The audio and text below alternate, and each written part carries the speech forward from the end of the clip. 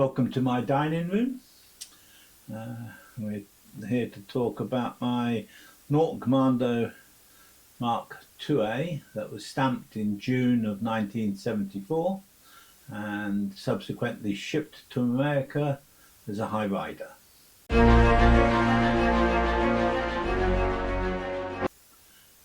I'm not rebuilding it as a high rider.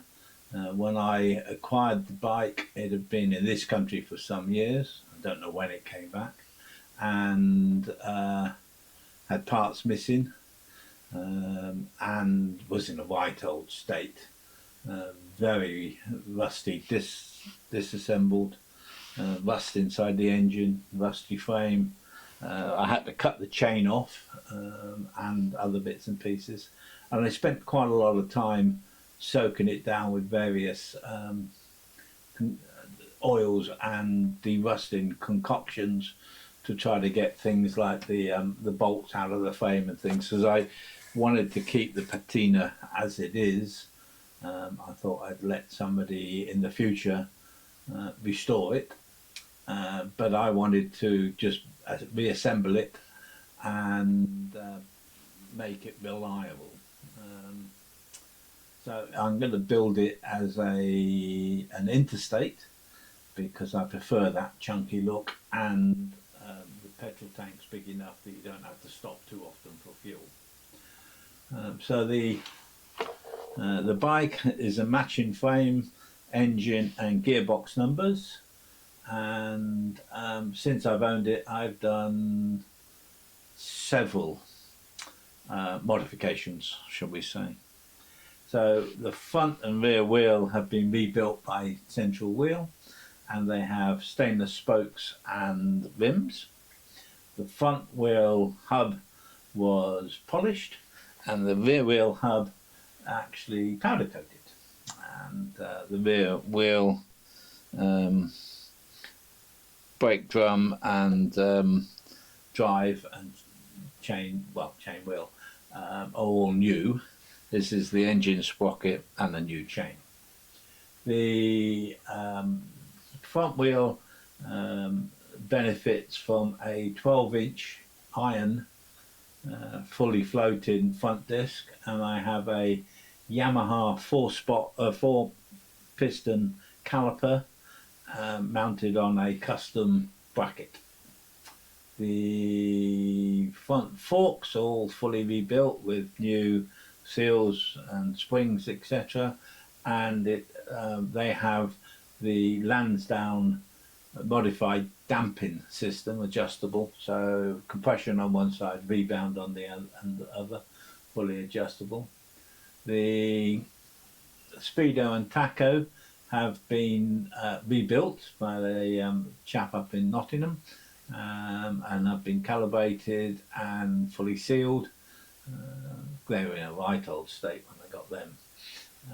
And at the front end we also have a Norton Colorado Norton Works slimline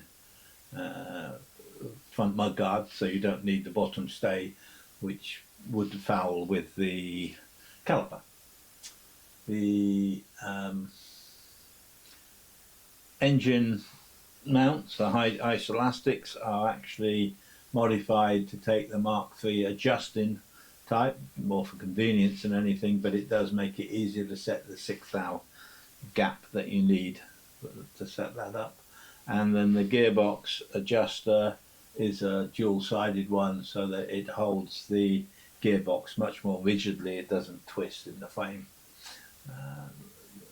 To go along with that, the swinging arm is rebuilt, new bushes, and these are the long bushes to actually help support that. And then the swinging arm actually benefits from the Kegler system clamp that stops the swinging arm pin from twisting or moving, which makes the rear end more rigid. I have an uprated cylinder head mount with much thicker, stronger cheeks, and the bike also has new shock absorbers. These are Icon shock absorbers, which is the old Coney design, but now made in Australia, hence Icon. The bike also has all new nuts and bolts and plates, like the silencer mounting plates and all of that, done in stainless steel, and we'll have all new controls and things on it. So the plan is to talk about the modifications to the engine next, and then continue the assembly, and we'll talk about that later. The engine on my 1974 850 Commando has been extensively rebuilt. It was left open, the elements, for many years, and was very rusty and damaged. A lot of parts have had to be replaced. The barrels are original, although they have been painted, re-blasted, rebored. The crankcases have all been cleaned out and vapor honed. The crankshaft has been fully refurbished. New main bearings and big end bearings, courtesy of the RGM bottom end kit, Superman blend main bearings. The conrods are the Jim Smith extended Carrillo rods. Actually match his lightweight pistons. The pistons are a third lighter than the stock pistons, and the idea behind that is to make the ride smoother.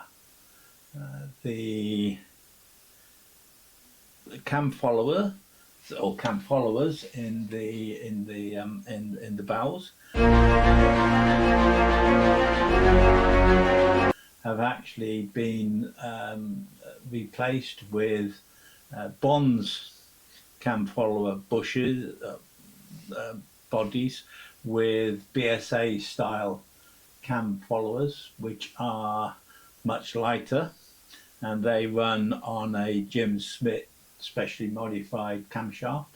Although it is a road going cam, it's nothing outrageous. It's because this is a road bike or a touring bike more than anything else. The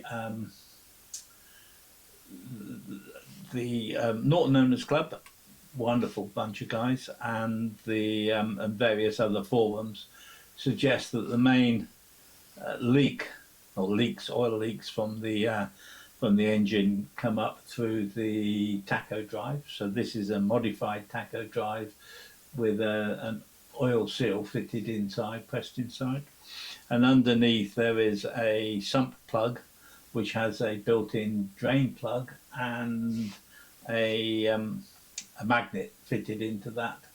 So we'll give that a go, see how that works.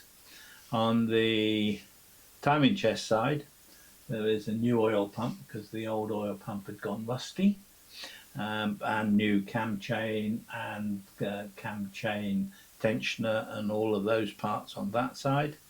Although the primary chain case timing chest itself was in good condition, although it's been polished.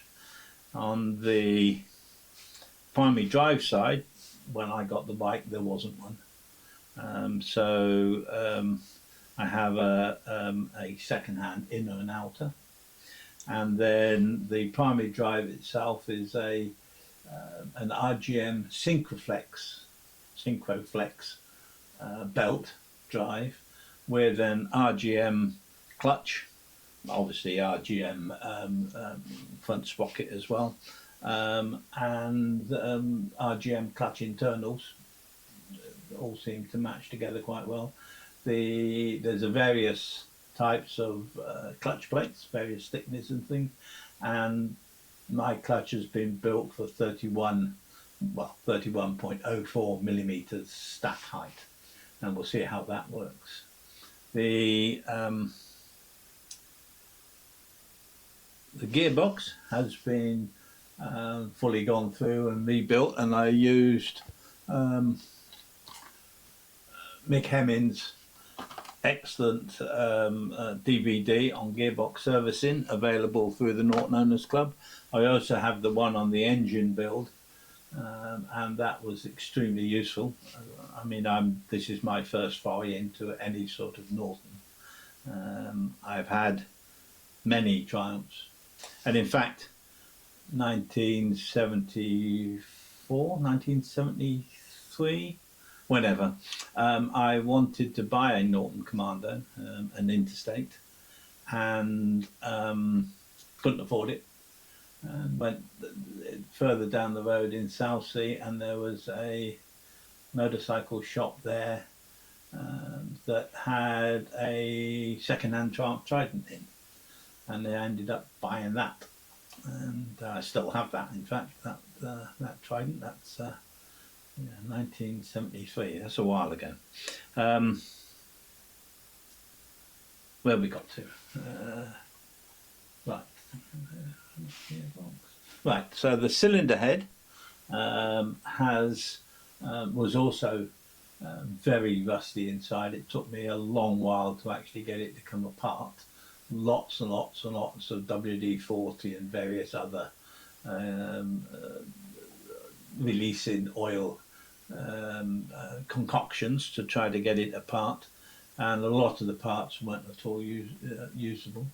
So the cylinder head has new valves, new valve springs, new rocker shafts, and also benefits from quite a lot of hardware, stainless steel hardware, rocker plates and all those sort of things ready to go onto the head. It has new studs, and I'm making some extended nuts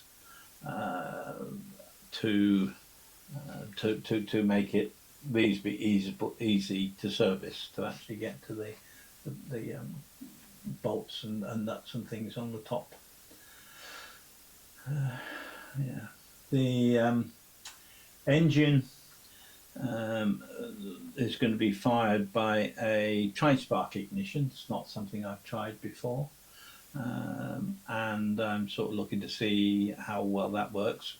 The advantage of the tri-spark system is all of the parts fit inside the spark plug cover, so you don't need an external box for the one I've got anyway, and that will have our tri-spark high energy coils to drive the spark plugs. So that should be interesting to see. The alternator is a Joe Lucas 180 watt 3-phase beast with a brand new rotor, and that will drive a TSS style rectifier regulator 3-phase to actually charge the battery. I also have new engine and rear sprocket and chain. As I say, when I got it, the chain was absolutely rusted solid, and I had to cut it off. And we will also have Premier carbs, 930 ammo Premier carbs, with a reduced thickness airbox, which means that it's easier to get the carbs on and off. So we'll see how that goes. And the airbox is all stainless steel and has the ignition switch mount right right before it, so it actually just sits in the normal place. So I'm quite interested to see how well that works. I think that's about it. On the engine side.